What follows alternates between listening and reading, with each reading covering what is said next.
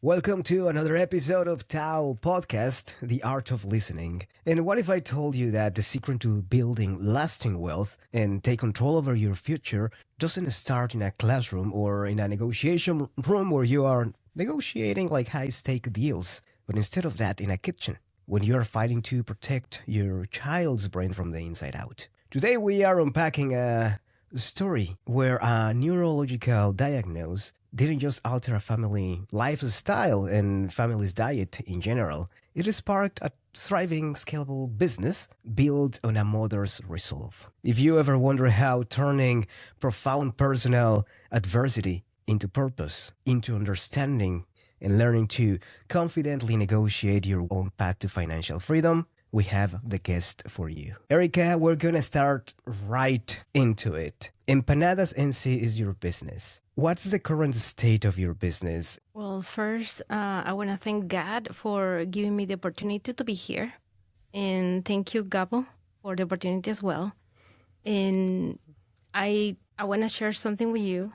And is that I actually asked God for this opportunity. And then after, I think it was like 2 weeks, I met Shannon at the farmer's market, and she shared with me about your program. And now you see me here. Yeah. So it's not a coincidence. Absolutely. Being grateful is always a good thing, for Yes. sure. Yeah. Yes. We're selling empanadas at the Cary Farmers Market every Saturday now from 8 to 12. And since this is a traditional season for the farmers market, and we have been there since almost 2 years. In November, it's going to be 2 years. And our empanadas are baked, gluten-free, and dairy-free as well. Yeah. So it's a very particular product. Exactly. You have a very, very specific market, which I think traditionally speaking, it wasn't that available in a farmer's market a long time ago. So this is a new trend, right? It is like a lot of people are trying to eat clean. How did you get into selling in this kind of places? Because you said you sell at the farmer's market in Cary. Is there another one? We used to sell our empanadas at the Chapel Hill Farmers Market and also at the Apex Farmers Market. But now we're just located at the Cary Farmers Market. Cary Farmers Market.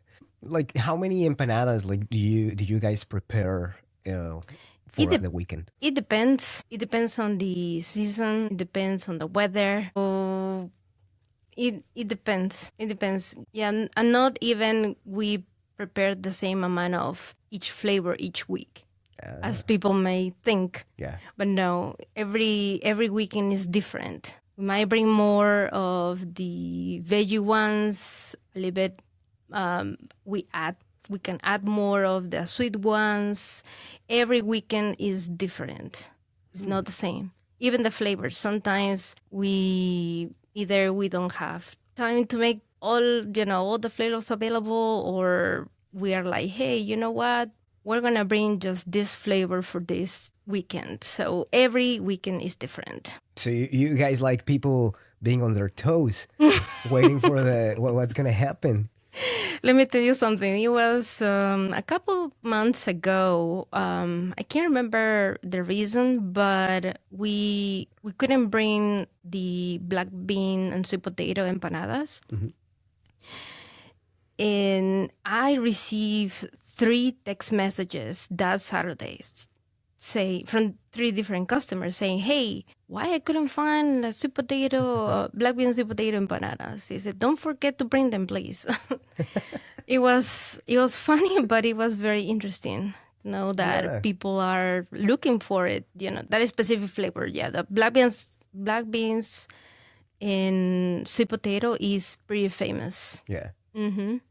Selling at the farmer's market, how was that process? Because you're selling a very specific product that is gluten-free, that it's the cleanest version of an empanada that people may find in for miles, and it's not that easy to find this kind of product. How easy was to negotiate with the Cary Farmers Market for them to allow you to sell there? It was very interesting, especially with the Cary Farmers Market, because compared to other markets, because I remember seeing on, I think it was Facebook. I followed them on Facebook, and then all of a sudden I know that somebody was accepted to the market, and then I was like, I can be accepted to the market too. So I contacted the manager and say, hey, is there a way? He said, yes, just come, we're gonna meet.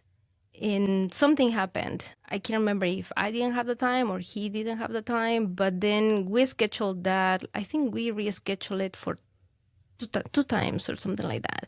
So then we finally met, and that day I was running a couple minutes late because it was a storm. So I got there kind of wet and with the empanadas. And I say, hey, these are the flavors, blah, blah, blah, blah. And he said, okay. He tried them and he said right away, okay, when can you start? Wow. Yes. I think it was like that. Yeah. He said, when can you start? And it was because somebody from if I'm not mistaken, from the board, he is gluten-free. I see. Yeah. So is what I have seen. Like if you try to get into a market or trying to get specifically in our situation, since we have gluten-free, a lot of people don't believe in gluten-free products, and they think that is like a regular product, and they don't think about people with celiac disease, for instance, or don't think about giving people another option, right? So they don't give the opportunity to other people to customers or just users in general to have to try the product. Since they don't believe it, they are like, okay, no, this is not worth it. Next. But since this person in the board was gluten-free, so then he gave me the opportunity. That's very interesting because this gluten-free industry is growing really fast. Yes. But at the same time, the main ingredients are expensive, right? They are. So when you look at the ingredients you have to use, of course you have to translate that into the price, right? Like how you guys are like also like keeping a margin profit and that stuff. I was very interested when you were saying like you don't bring the same type of empanada every single weekend. What's that process? How do you decide what you're gonna get? Is it like based on the numbers, like how much the empanadas sell, if those are like the best sellers, or if it is that more like thinking about people, how they would receive the product? What's the thought process to select the type of empanadas you will bring? That's a tricky question. We think about more about the season and about what people are expecting. For instance, right now everybody's thinking about the barbecue empanada, the pulled pork barbecue. Yeah, everybody comes and everybody gets at least one of them. Maybe it feels like during these months, during the summertime, people are thinking more about barbecue. yeah. So we have to bring barbecue, yes or yes, and more of the veggies too during the summer, during the also springtime. Do you think that's because they are lighter and maybe people are trying to like recover from all the overeating from Christmas? Maybe because people would like to, since they see more vegetables at the store or even at the farmer's market, they're more like into veggies. Oh, I see. Mm-hmm. Yeah. Mm-hmm.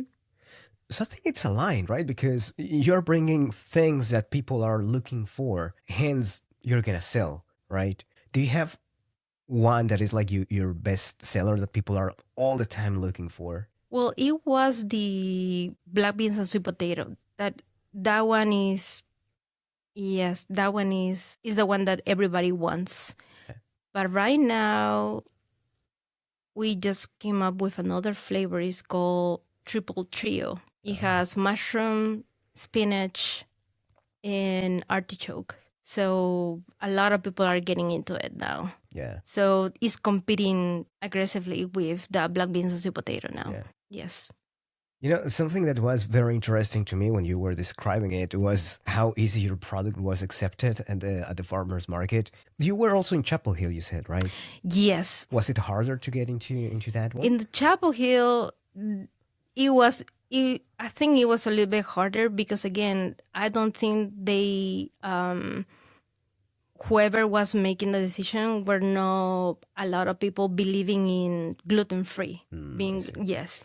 So I think that's the hardest part. Yeah. Yes, even when we try Durham, and they think also that since there is another person that is selling a similar product, not the same, similar product, but it's called Empa-Nadas, then I can't sell my empanadas because there is another person selling empanadas. But if you think about it, if you go to a farmer's market, you might have a vendor that's selling eggs, but then there is another one and maybe 3 or more selling eggs as well, and they don't, cancel each other.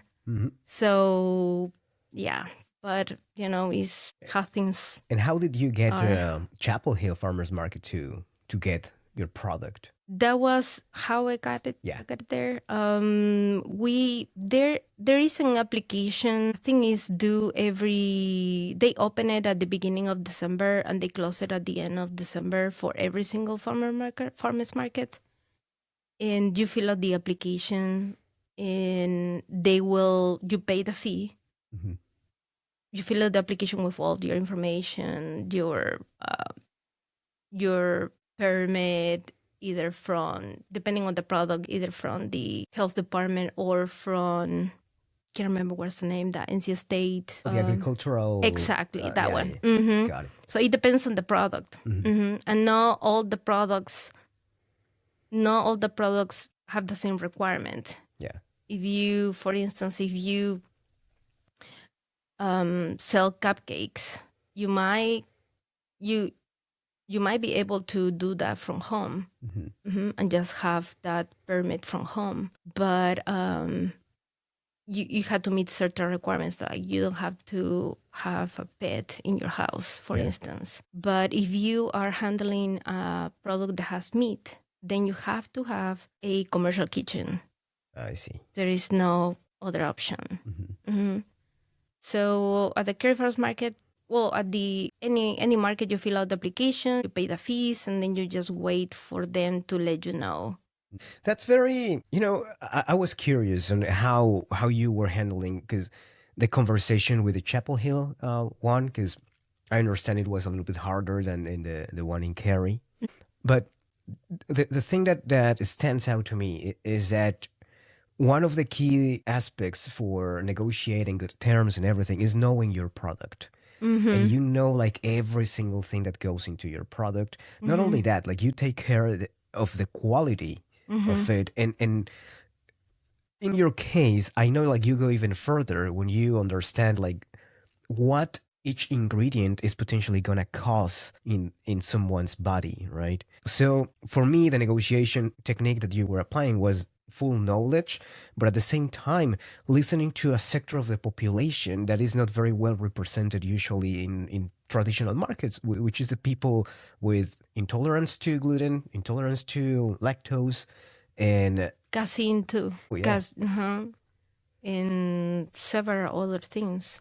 But I think the point here is like, if you don't believe in that or you are not open-minded, then for you it's like, okay, it doesn't make any sense, why should I give you the opportunity if I don't believe in that, right? So it has to be, that's why it was so different.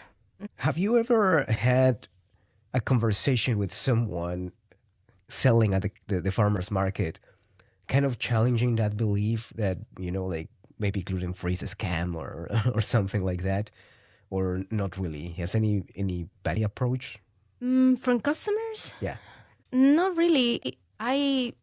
So let me share a couple of stories from my customers. So when at some point we were selling in Garner, where all the people, it was just a market for just people who are looking for a different product and gluten-free product, especially gluten-free product. It was a gluten-free market. So we went there a couple times, and one of those days, this customer came to me. I was selling an empanada, and he came to me. He said, "I came for you," and I was like, "Oh, okay." I said, "Okay, thanks for letting me know." And he said, "No, the last time I ate an empanada, gluten free. The last time I ate an empanada was 22 years ago." Wow. And I was like, "What?" Then I said, "Why?" She said, "I was diagnosed with celiac.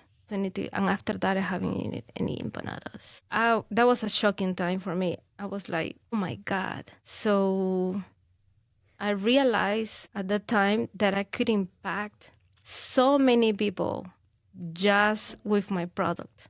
Yeah. And I can make a difference in people's lives. So you don't know until you hear those kind of comments. And it was a couple months ago at the Cary Farmers Market, there was a old couple. They came to me, and I really like to talk to people. Mm-hmm. And she was sharing that she's from Miami. I was like, "Oh, that's nice. Why are you here?" "Oh, we came here for a wedding." "Oh, okay." We kept talking, and then she said, "Give me some empanadas." So I gave her the empanadas, and then she said, "Yeah, I'm trying to make, what did she say?" She said, "I'm trying to feel better." And I was like, "Oh, yes, these empanadas will make you feel way better." And she said, "Yeah, I was diagnosed with thyroid disease. I can't remember how long ago," she said. And I said, "Okay." And then I shared about what happened to my mom. She was diagnosed with thyroid disease too. And basically, we heal her with the diet, removing gluten and removing dairy from her diet. So I shared that with her, and she said, "It's what I'm doing right now." And I said, "Wow, how long have you been doing it?" She said, "For three months or so." I said, "When you go back, you will take a test again, and I'm pretty sure that you will be very healthy. You will not see those imbalances in your thyroid." And she said, "Yeah, it's what I'm expecting."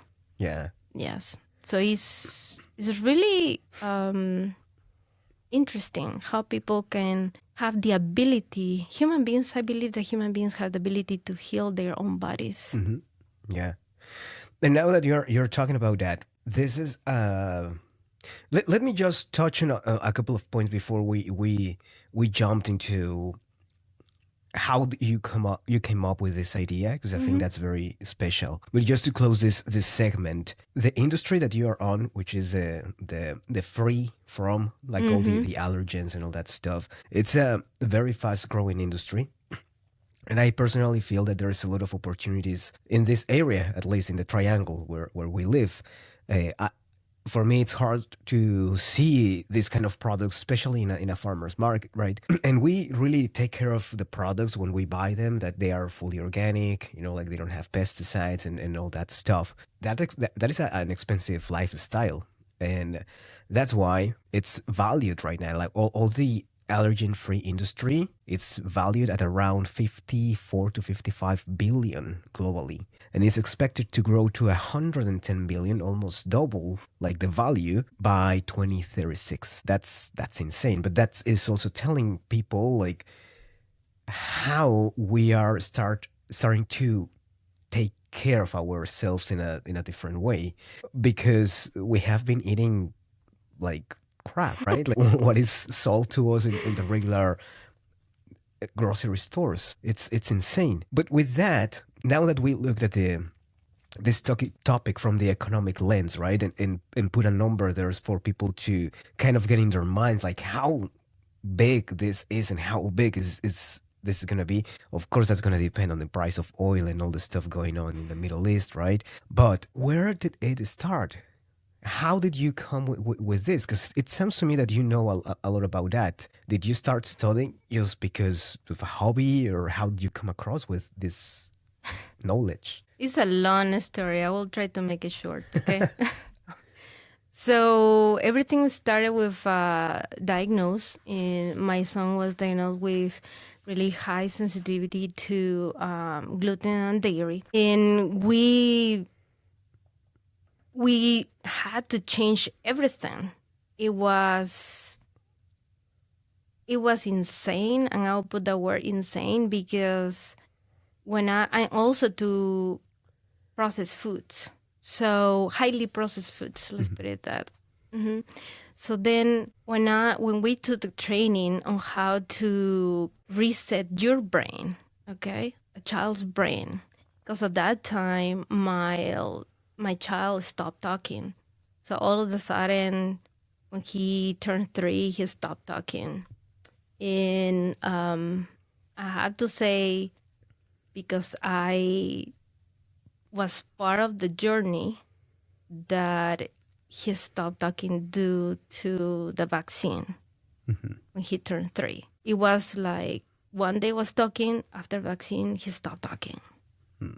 So we knew something was affecting him right away. And the only thing that, that was added to his life was the vaccine, basically. So we knew that it was the vaccine right away. So he stopped talking. We went to the doctor. The doctor said, "Oh, don't worry, that's normal." So we're like, okay, since we were, it was our first son. So we were like, oh yeah, sure. So we waited, and then that was during COVID. And we came back, and the doctor said, oh no, he's still talking? No, that's not normal. And we were like, well, you just a couple months ago that was normal, and now it's not normal. So then we took a training, and during the training, they taught us that we need to remove gluten and dairy from the diet, from his diet, and highly processed food. So we were like, okay,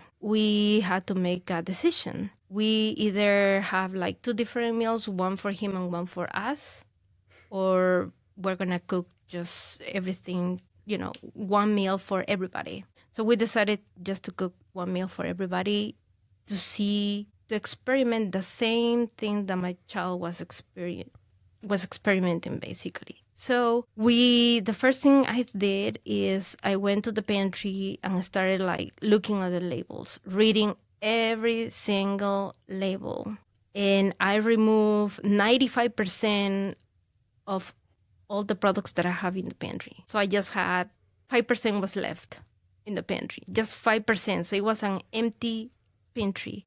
It was insane. Even I remember my husband was like, hey, what are you putting this salt in the trash? I said, honey, that salt says salt plus wheat. Yeah. I don't know why somebody thought that they will put wheat, they will mix wheat with salt, but it was a product that had salt plus wheat. Wow. So I had to remove everything, again, read every single label. And then I got a couple books. I read a lot about how to heal, not just my son, but also heal us in general, like the whole family. So then I understood that we got a leaky gut. And we went through a whole process, removing, again, gluten and dairy, and that's why we healed our gut, our leaky gut. Yeah. So for people who may not be familiar, and just to kind of synthesize this, and please correct me if I'm saying something that isn't accurate, but what I'm getting from here is that removing specific ingredients from your diet actually help you guys heal your gut, which has a strong connection with how we process information. And that was actually what was happening, or what helped your son, right? Exactly. As soon as we remove gluten and dairy, boom, the next day he was looking more at me. He was starting to vocalize more. He's starting to say more words right there. Like it was like from day to night. It was like that. It was very fast. So I was able to see the change right away. And then after that, then we start to losing weight. And my husband, it might sound funny, but he stopped snoring after a month. So that was a blessing. Yeah. That was a blessing, yes. So it was, and a lot of things, even our mood. Yeah, it was a life change. Yes, it's impressive how food can affect you in many ways. And it's because when you have a leaky gut, it's kind of like, imagine that you have a tube with holes, right? That's your, let's say that's your gut, and it has holes because it's leaky.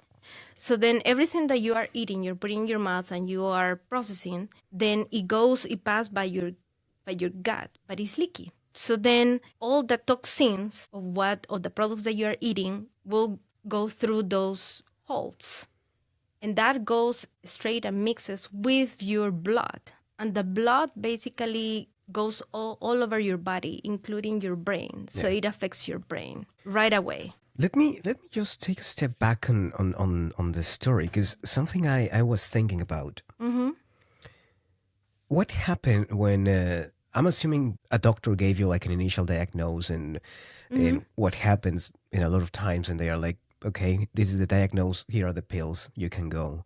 But then a lot of people are like, no, like, I don't like this approach. Like, I really want to understand what was going on. And people seek different or alternative options. Was that something that you guys experienced too? Yes. So when we receive the information from the doctor, we were like, there is, in our case, we didn't see any hope there. There was no hope. It was like, life is like this, take it and have fun. Yeah. Yes. It wasn't like an alternative. It's so sad to hear that.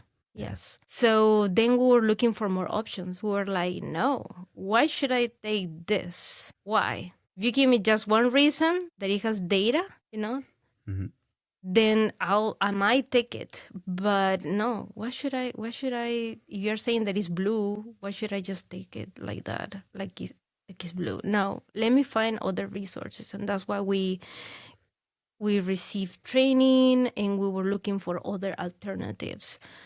But and that's what I think the reason why we were successful in this, especially with my son, it was because of 3 factors. Number one, God saw that we were looking for more answers. We were not just buying what they told us. We were looking for answers, and we were not tired of looking for answers. We're like, hey, let's find something else. Yeah. And we're doing everything we could, and even more, to find other alternatives. So God saw that, and He gave us the power and also the hope that we were looking for. Yeah.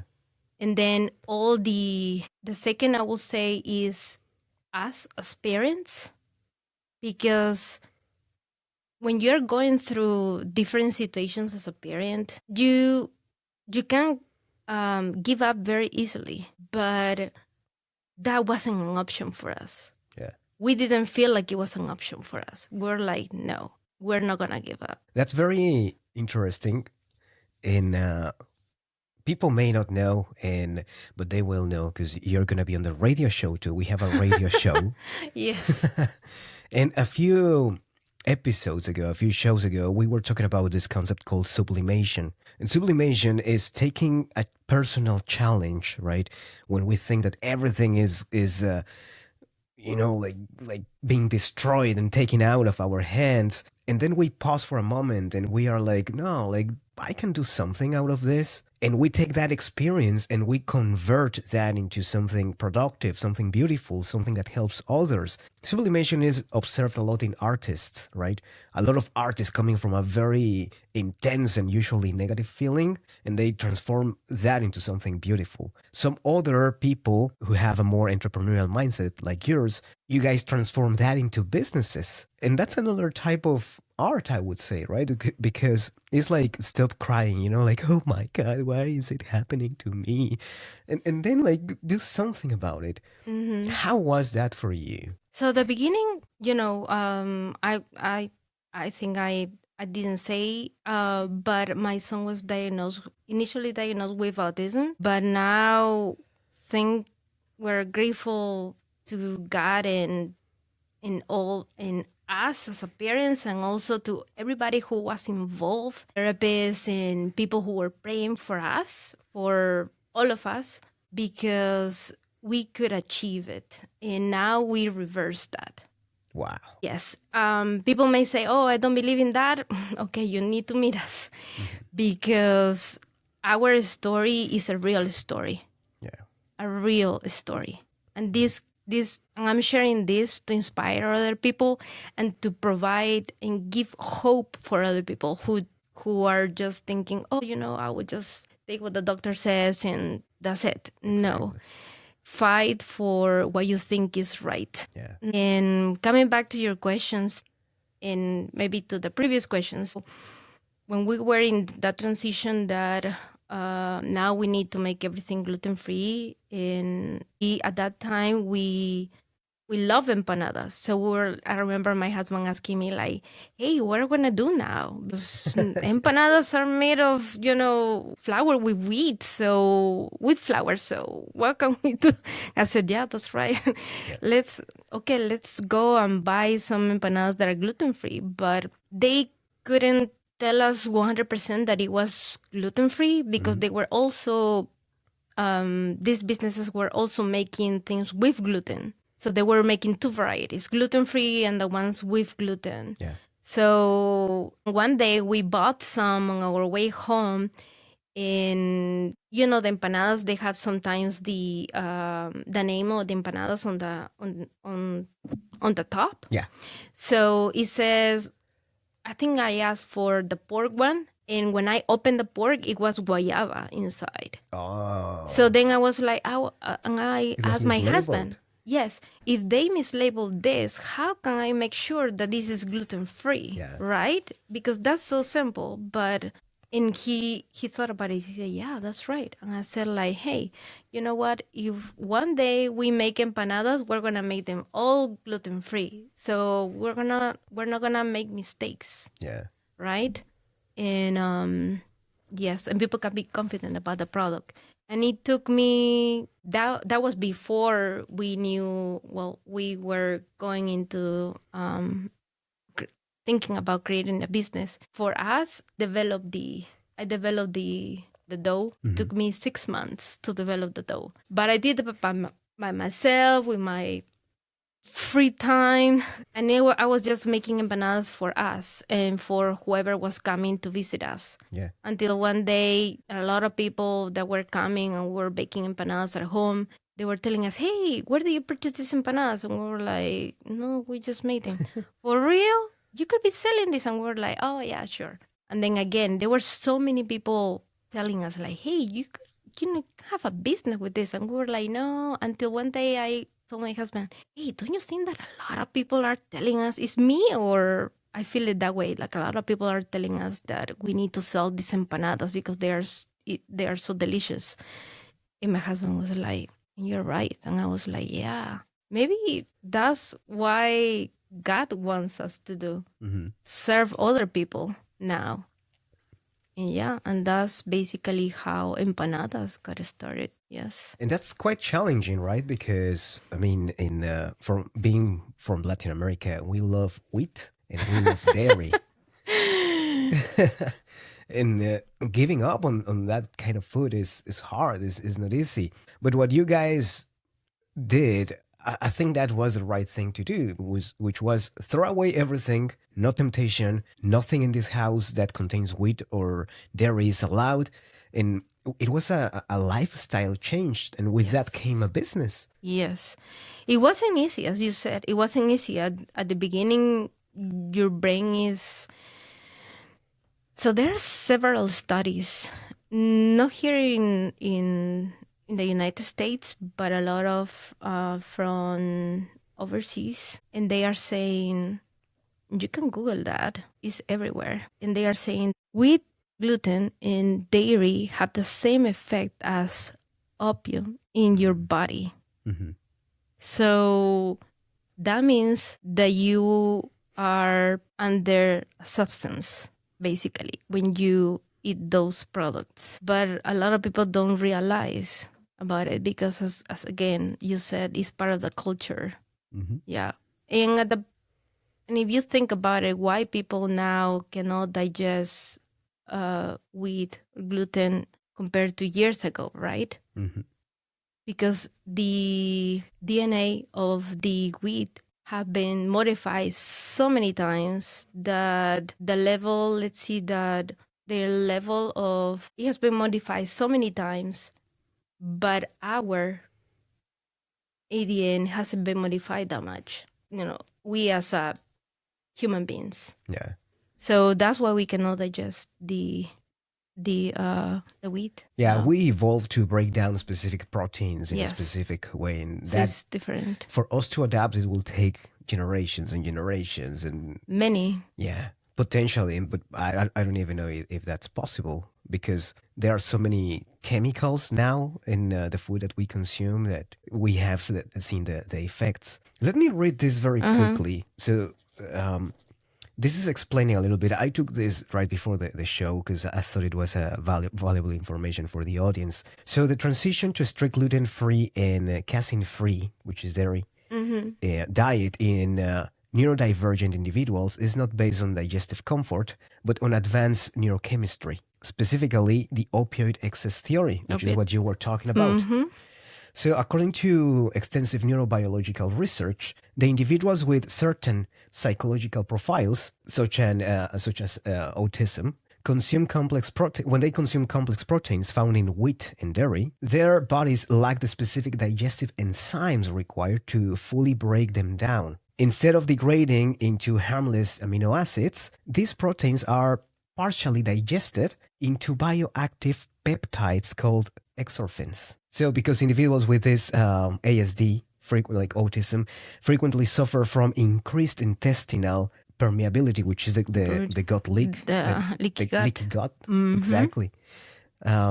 These potent exorphins escape the digestive tract and enter the bloodstream and across the blood-brain barrier. So they get right into your brain. Once inside the brain, they bind directly into the brain's native opioid receptors. This biochemical reaction is essentially a trigger for a chronic opiate-like intoxication in the brain, which acts as a powerful painkiller and suppresses the brain's natural biological motivation for social engagement and eye contact. By meticulously eliminating these proteins, you guys, Empa-Nadas NC is not just baking a pastry. You guys are actually removing the biochemical triggers that disrupt optimal brain function. That's so interesting. Yes, it's basically, yes, what I was sharing with you. Yeah, and I didn't know you were about to share that, but it's not coincidence. It's everywhere now. So, and it's, as I mentioned before, as soon as I removed gluten and dairy from my son's diet and even our diet, my son was looking at me the next day right away at my eyes. Yeah. So, yes, you had to be actually blind to not see that. It was like from, the next day. Yeah.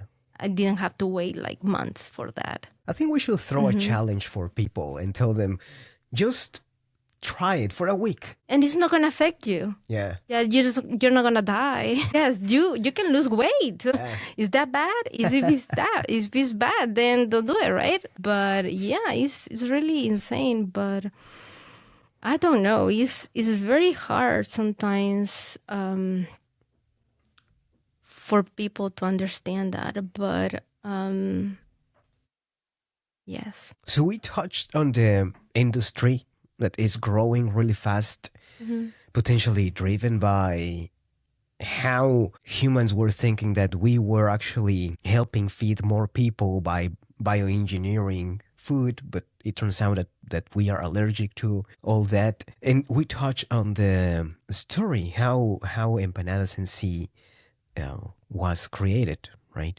But now, during your career, Erika, is there, now we're gonna go a little bit on the personal side, like you as okay. Erika. Do you think your different life, phases? Okay. Yeah. So which one? Which Erika? That's exactly where the question is going to, because I'm sure you have a lot of experiences, right? Something we talk with our guest is that we tend to identify with something more strongly. But we are a bunch of different things. We are like a color palette. Yes. You are an entrepreneur, but you are also a mom. You are a wife. You are a daughter. You were a student. you are still a student, you're still learning a lot about different things. But throughout your life, do you think there's a specific skill set that you have that you can tell, okay, this is what really helped me develop Empa-Nadas NC? I'm relying on this type of a skill set. Yes, I think resilience.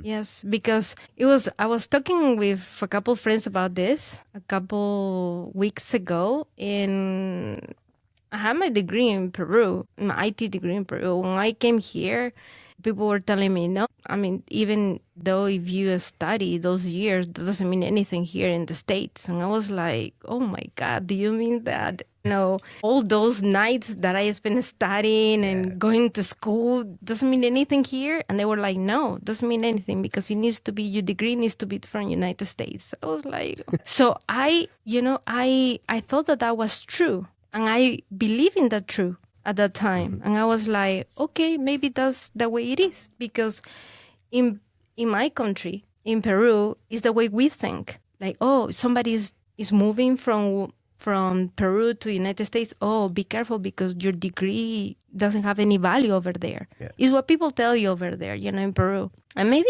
in other countries as well. So I came with that belief, and then here they told me the same thing. So I was like, oh, okay, it's true then. So I believe in that, and I studied a new career here in the United States, in North Carolina. I got my degree, and I was making some money, but I wasn't making enough, let's put it that way, for all the responsibilities that I had at the time. So I was like, how about if I go and actually do what I learned in my country and use the degree that I had, right?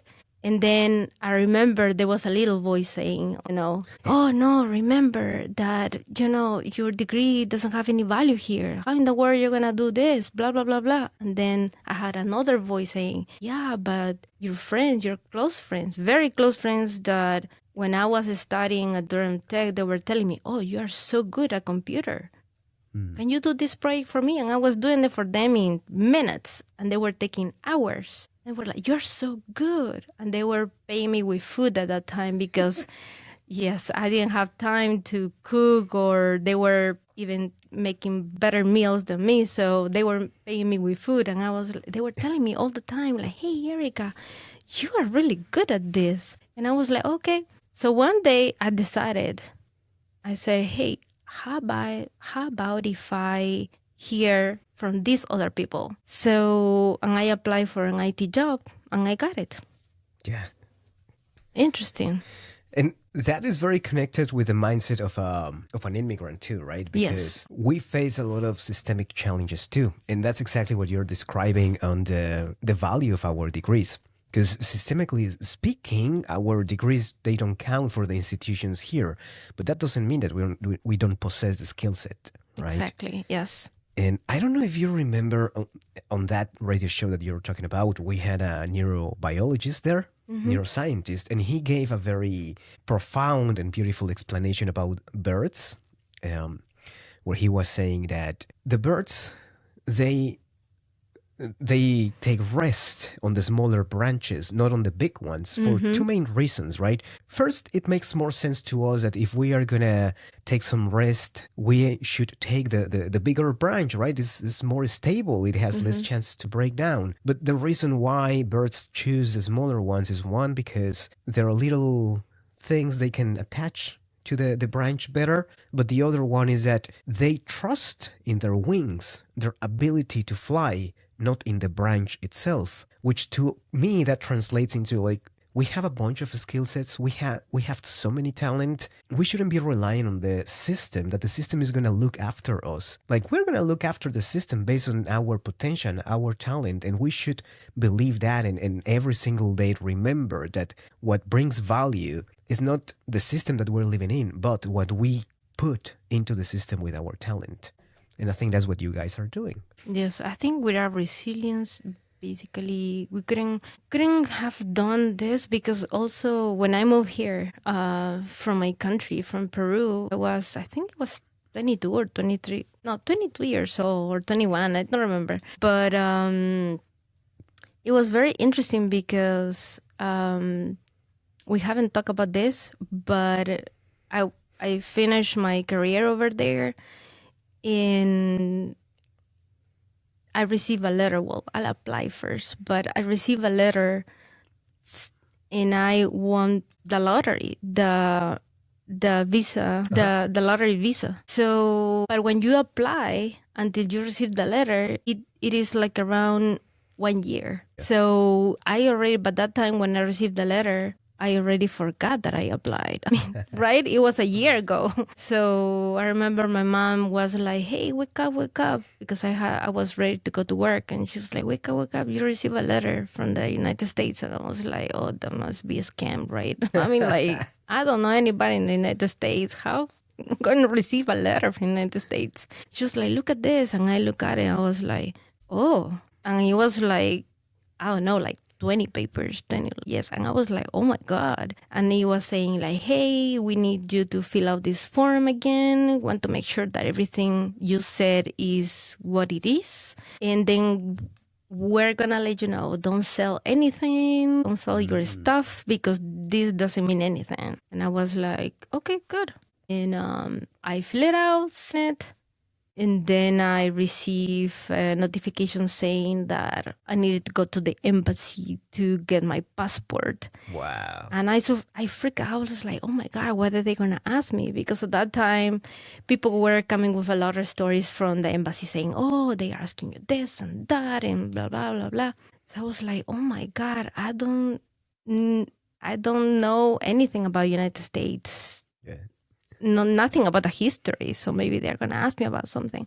But my brain was just thinking about a lot of things. So I went there, and all they asked me is about my age. I said, I think it was 21. Are you 21? And I think by that time I was 22.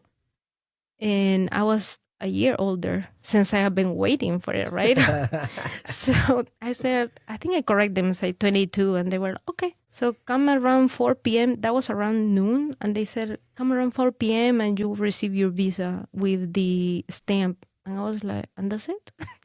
Yes. And I was there. And I was like, what should I do? Just go? I said, yes, bye. And I was like, okay. Right? It was very interesting. Mm-hmm. That story is very similar to one of the guests I had here. Really? He's from Bulgaria. And he was telling me that one of his good friends, they were younger, of course, right? Mm-hmm. So they were hanging out, and one friend just had an idea that, like, I'm going to apply for a US visa. And a lot of people were there. And he was like, I'm going to take everybody's application to the embassy. And that's what he did. Right, he took everybody's application to the embassy, and the only one who won the lottery was the guest who was here. Wow. Yeah, and he was like, I just applied because everybody applied. And I'm like, wow, that's interesting. Insane. Yeah. Very interesting. And my story is kind of, it's not similar, but somehow I can relate. Mm-hmm. Because I say that I got here by luck, right? Like I wasn't really trying that hard, but some things happen, like the planets align and things happened. Mm-hmm. Back then, when they told me I was going to move to Raleigh, and I joke around this, I was like, wow, they are sending me to Europe, because I had no idea where Raleigh was. And then I looked at the map. They told me, no, you're not going to Europe. You're going to North Carolina. And I was like, okay. I was a little disappointed at the beginning, but then I did research about this area, and it's fantastic. This has been like, I feel very lucky to be here, because I got the chance to meet very, very nice people who changed my perspective of so many different things, right? Who challenge my own point of view. And that has been really good. But Erika, you are the star of this show, of course. No. And I just wanted to ask, because I was curious and about grocery shopping. You already said that you are reading all the labels on the products. Yes. you buy. When you go to the grocery store, like, you go with both intentions of, like, feeding your family, but also like getting the ingredients for the for the business? Like, do you think about the grocery list for your business as if it was for your family? Yes, always, always. I will never make a product that I can even eat it. Yeah. Because somebody asked me a long time ago, hey, would you make like empanadas that have gluten, that have wheat? I said no, because I couldn't even, even touch the product, touch the wheat. Because if your skin is touching the wheat, then it's basically you kind of like you are eating gluten at the same time. Yeah. Even if you're not eating it, but if your skin is touching it, then yes, it's the same. So it will affect me. Yeah. So why should I do that? Because of money? I don't feel like it. Yeah. No, it's not what I will eat. So, and I don't wanna get confused either. And tell people, hey, this is gluten free, and I don't know if somebody make a mistake and mix the gluten free with the non gluten free. I don't want to have that. I want to have the peace of mind. Yeah. And make sure that all the products that I have are gluten free and dairy free. Yeah, Yes. I think that's very coherent. Mm-hmm. Like just a product that is designed based on what I would eat. Exactly. Yes. Yeah. Mm-hmm. Yes. I feel that mindset is lacking a lot of times, And I think that's exactly why the food industry went in the way it went, because I think everything started with a good intention, but then you have the money. You have the money aspect. How do you keep going with your margin profits? And a lot of that is, okay, like let's buy a cheaper product, but that cheaper product may not be the best investment for your health in the long term. Yes. And I'm always, when I go to the grocery stores, I'm always looking at the non-healthy products, looking about what they are releasing to see kind of like what was their creativity behind the product. Oh, yeah. What they thought about it. So, look, this is a new filling for, I don't know, or a new sauce for chicken nuggets. So I'm looking at it and said, okay, I might, get interested in that sauce and see how I can make it healthy. Yeah, so I'm always looking for new products that are being released, just to have an idea. Yeah. I'm not going to make it the way they are making. No way.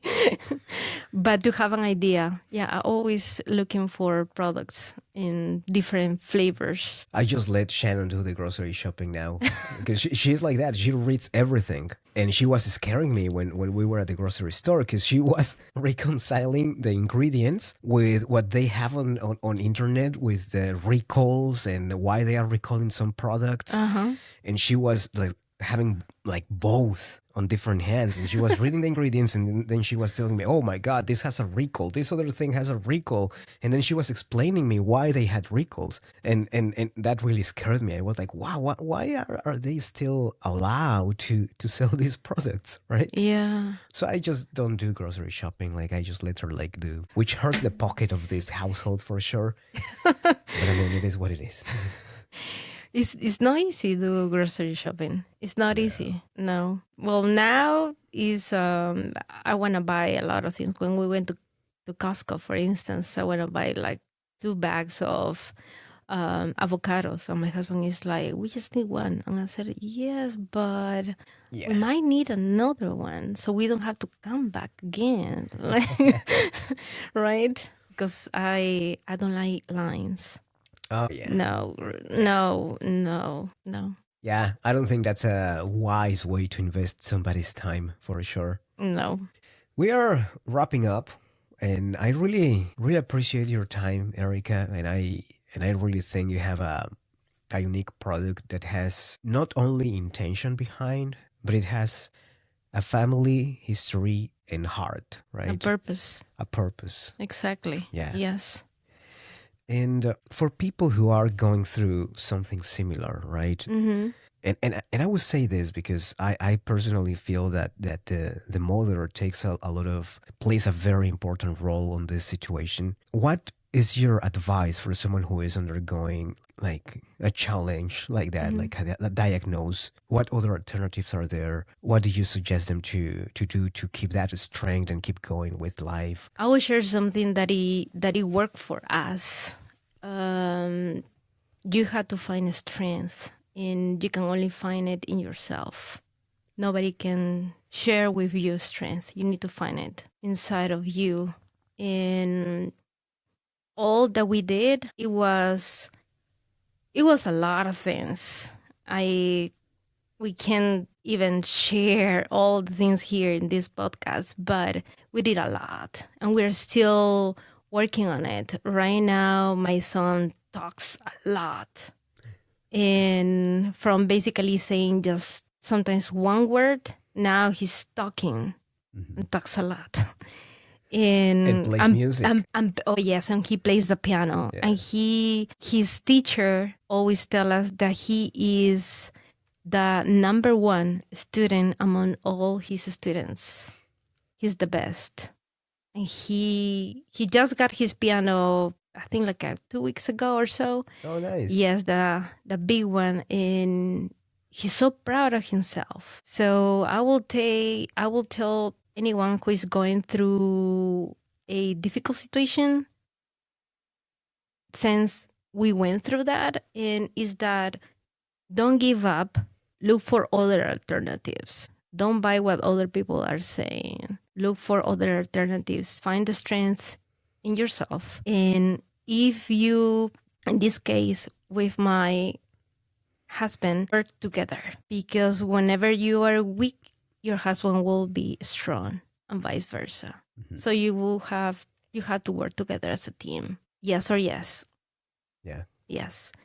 And find better ways to feed your family. Clean your gut, trust your gut. Exactly. Yeah. Yes. And you're touching on... And don't forget about gut. That's what I was going to tell you. Yes. Because he's the one who will give you the strength that you need. I think with all people's prayers, our family, friends, they were praying not just for my son, but for us. He gave us the strength that we needed to go through a lot of things.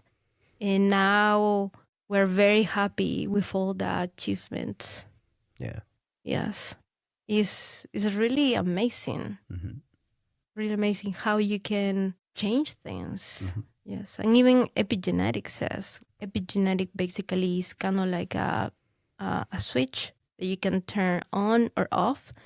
And you can turn it on or off depending on your lifestyle and your diet. If you exercise and the way you eat, you can turn on or off different diseases or a lot of people think that because they have a predisposition because of genetics, like they will have something, but the truth is like that trigger really depends on what we do, right? And usually that's the real challenge, because we live in a society that we are used to get a pill, like the magic it's so easy cure, yeah, and not put any effort behind, right? It's a magic way. Yeah, yeah. Like bloom. But the only thing that it does is like turn off something here, but turns on something somewhere else. Exactly. Right? And it's important for body to understand that connection. Yes, even it was funny because when I was reading a lot of books, one book said, "Hey, because my husband, for instance, thought for many years that his high cholesterol was due because of, I think, his dad, or it was like inherited, right? So, and when I read the book said, no, it's basically because you are not exposed to the sun, and your cholesterol stays in your body as a bad cholesterol because it doesn't change with the sun. Once the cholesterol, you have the cholesterol, and then you're exposed to the sun, automatically converts to vitamin D. Yeah. So since he was always like, oh, no, there's too much sun. No, I'm not going to go outside because it's too hot and all the stuff. He was having the bad cholesterol. So as soon as I told him, I said, hey, you need to go to the park or do something at least 10 minutes a day. Once he started doing it, bad cholesterol went down. Yeah. Right away. It's crazy. I need to go out more. Something I was telling a friend is that I feel that I get sick more often after I stopped working out outdoors and started going to a gym, a closed gym. In the past, I used to run like during winter, right? Like I didn't mind if it was like freezing or below freezing. Just like gear up really well, go run. Like of course it hurts when you breathe, but after that, I wasn't sick for maybe 3 years. And I was running too during the hot season. During summertime, I was there running, like sweating a lot. Like, of course, I had to drink a lot of water, but I felt way healthier when I was doing that. And now that I'm going to like a closed gym, I feel that my immune system needs something else, you know. Mm-hmm. Yes, But I absolutely. will find out and will report back.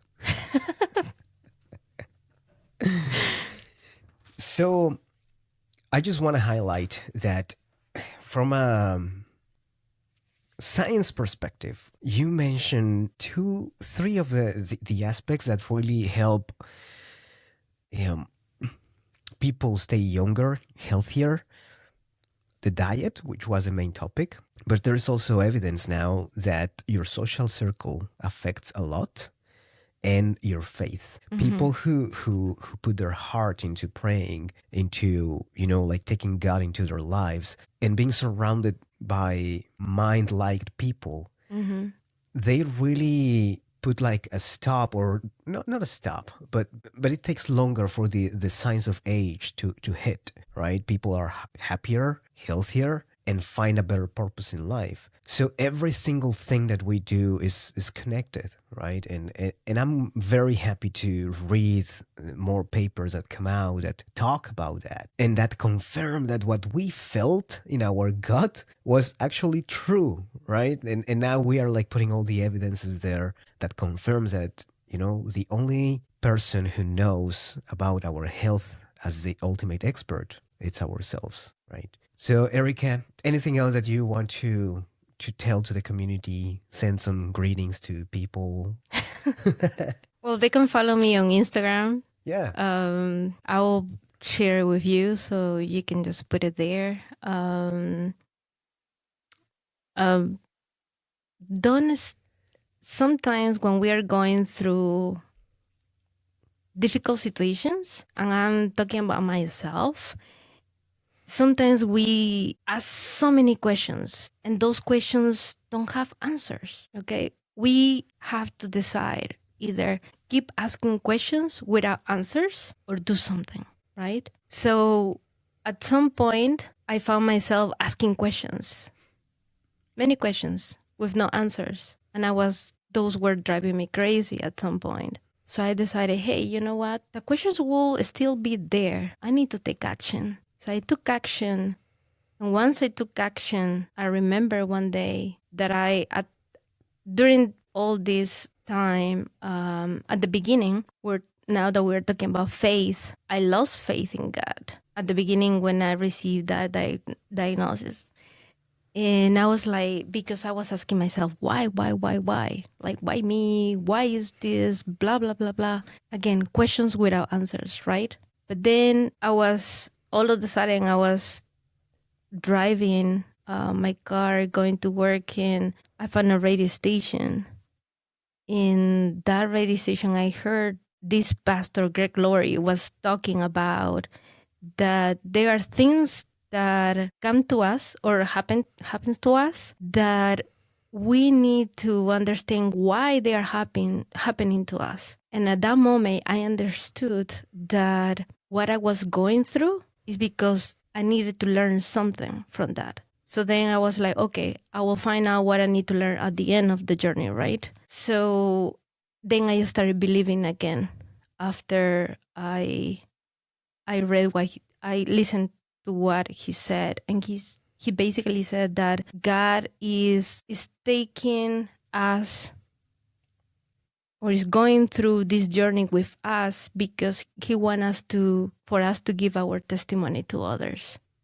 And my testimony is that everything can be possible. You can reverse whatever diagnosis you are receiving if you want it, because it's what we did. But it's not easy. It's not easy. It takes time, effort, and a lot of things. Yeah. But nothing is impossible unless you think it's impossible. Exactly. The only barrier is ourselves. Exactly. And your brain and what you think you are able to do. Yeah. Yes. That's beautiful. And I think with that, there wasn't a better way to close that episode. And please go to the Cary Farmers Market, get some delicious empanadas. Yes. I'm going to make sure to put all your social media so people can get in touch with you. Use empanadas too. Yeah, absolutely. And I really appreciate your time, Erika. Thank you so much for being here. And thanks to the audience too for sticking with us. Hopefully this conversation brought some positive value, and we'll see you next time. Yes. Thank you.